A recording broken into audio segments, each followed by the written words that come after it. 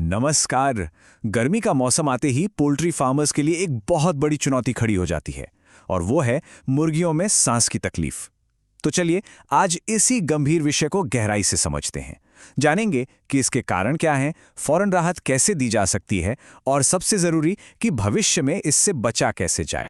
अक्सर ये देखा जाता है कि गर्मी बढ़ते ही मुर्गियां हांफने लगती हैं, उनकी आवाज में गड़गड़ाहट सुनाई देती है। अगर हाँ, तो ये समस्या सिर्फ एक फार्म की नहीं है, ये एक आम लेकिन बहुत ही खतरनाक प्रॉब्लम है, जिसका समाधान आज हम मिलकर समझेंगे। ठीक है, तो हमारा रोड मैप बिल्कुल साफ है। सबसे पहले तो ये समझेंगे कि ये प्रॉब्लम असल में है क्या, फिर जानेंगे कि ये फैलती क्यों है। इसके बाद हम बात करेंगे कि तुरंत राहत कैसे दें और इसका पूरा इलाज क्या है, और आखिर में देखेंगे कि अगली गर्मियों के लिए तैयारी कैसे करनी है। तो सबसे पहले ये समझना होगा कि ये कोई मामूली बीमारी नहीं है, ये सीधे सीधे किसी भी फार्म के मुनाफे पर हमला है। सोचिए, जब मुर्गियां बीमार होती हैं तो उनका वजन नहीं बढ़ता, अंडे का प्रोडक्शन गिर जाता है और मोर्टेलिटी रेट बढ़ जाता है, मतलब कि सीधा सीधा नुकसान। देखिए, इसका एक टेक्निकल नाम भी है, एवियन समर रेस्पिरेटरी कॉम्प्लेक्स। लेकिन चलिए इसे आसान भाषा में समझते हैं।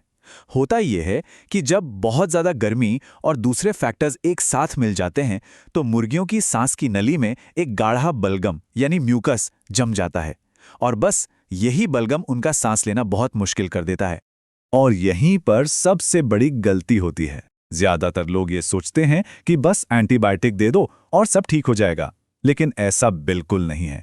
जब तक सांस की नली में जमा हुआ वो गाढ़ा बलगम बाहर नहीं निकलेगा ना, तब तक दुनिया की कोई भी एंटीबायोटिक अपना पूरा काम कर ही नहीं पाएगी। तो ये बात याद रखनी है, असली इलाज उस बलगम को साफ करना है। तो अब सवाल ये उठता है कि ये समस्या आती कहां से है। इसके 4 बड़े कारण हैं, या यूं कह लें कि फार्म के 4 बड़े दुश्मन। अगर इन्हें पहचान लिया तो इनसे लड़ना बहुत आसान हो जाएगा। पहला दुश्मन है ओवर क्राउडिंग, यानी जरूरत से ज्यादा मुर्गियां एक ही जगह पर रखना। जब जगह कम और मुर्गियां ज्यादा होती हैं तो स्ट्रेस बढ़ता है, गर्मी और बढ़ जाती है और कोई भी इन्फेक्शन जंगल की आग की तरह तेजी से फैलता है। दूसरा दुश्मन है खराब वेंटिलेशन, मतलब हवा का ठीक से आना जाना ना होना। जब ताज़ी हवा अंदर नहीं आती और गर्म गंदी हवा बाहर नहीं निकलती तो शेड के अंदर गर्मी, नमी और अमोनिया जैसी जहरीली गैसें जमा हो जाती हैं। ये माहौल तो बीमारियों के लिए खुला न्योता है। तीसरा और शायद सबसे बड़ा दुश्मन है बहुत ज्यादा गर्मी। जब मुर्गियां हीट स्ट्रेस में आती हैं तो उनकी बीमारियों से लड़ने की ताकत यानी इम्यूनिटी एकदम से कम हो जाती है। और कमजोर इम्यूनिटी का मतलब है कि कोई भी बैक्टीरिया या वायरस आसानी से हमला कर सकता है, मानो दरवाजा खुला छोड़ दिया हो। और चौथा दुश्मन है गंदा पानी। ये एक ऐसी चीज़ है जिस पर अक्सर ध्यान ही नहीं जाता। गंदे पानी के बर्तनों में बैक्टीरिया पनपते हैं और जब मुर्गियां वही पानी पीती हैं तो इन्फेक्शन सीधा उनके शरीर में चला जाता है, जो आगे चलकर सांस की एक गंभीर समस्या बन जाता है। तो हमने दुश्मनों को पहचान लिया। अब अगर ये समस्या फार्म में दिखने शुरू हो गई है तो घबराना बिल्कुल नहीं है, बस तुरंत एक्शन लेना है। चलिए देखते हैं कि फौरी राहत के लिए क्या क्या किया जा सकता है। सबसे पहला काम पीने के पानी में एक अच्छी क्वालिटी का एक्सपेक्टोरेंट सिरप मिलाना है। ये उस जमे हुए बलगम को पतला करके बाहर निकालने में मदद करेगा। दूसरा, शेड में नीलगिरी यानी यूकेलिप्टस तेल या पुदीने का स्प्रे करें, इससे उनकी बंद नाक और गले को काफी आराम मिलेगा। और तीसरा, तुरंत पंखे चलाकर या पर्दे हटाकर वेंटिलेशन सुधारें ताकि ताज़ी हवा अंदर आए और गर्मी बाहर जा सके। ये तो हुई फर्स्ट एड की बात, लेकिन हमें समस्या को जड़ से खत्म करना है ना? तो अब हम बात करेंगे पूरे इलाज की प्रक्रिया के बारे में। और आगे बढ़ने से पहले एक बात गांठ बांध लीजिए, कोई भी एंटीबायोटिक शुरू करने से पहले अपने पशु चिकित्सक यानी वेट से सलाह लेना सबसे जरूरी है। वो सही जांच करके ही सही दवा बताएंगे, अंदाजे से काम नहीं चलेगा।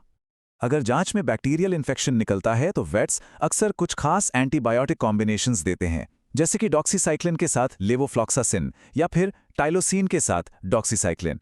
ये कॉम्बिनेशंस बहुत असरदार होते हैं, लेकिन मैं फिर से दोहरा रहा हूं, इन्हें केवल और केवल डॉक्टर की सलाह पर ही इस्तेमाल करें। यहाँ एक बहुत ज़रूरी बात आती है जो अक्सर लोग भूल जाते हैं। इलाज का मतलब सिर्फ एंटीबायोटिक देना नहीं होता। दवाइयों के असर से लिवर पर जोर पड़ता है, इसलिए एक अच्छा लिवर टॉनिक देना ज़रूरी है। गर्मी और बीमारी से हुई पानी की कमी को पूरा करने के लिए इलेक्ट्रोलाइट्स दें और उनकी कमज़ोर हो चुकी इम्यूनिटी को दोबारा मजबूत करने के लिए इम्यूनिटी बूस्टर भी दें। यह है पूरा सपोर्टिव केयर। तो हमने समस्या भी समझी और उसका इलाज भी।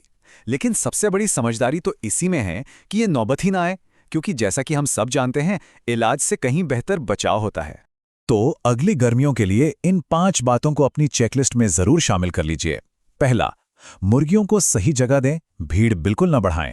दूसरा, शेड में क्रॉस वेंटिलेशन के लिए पंखों का सही इंतजाम करें।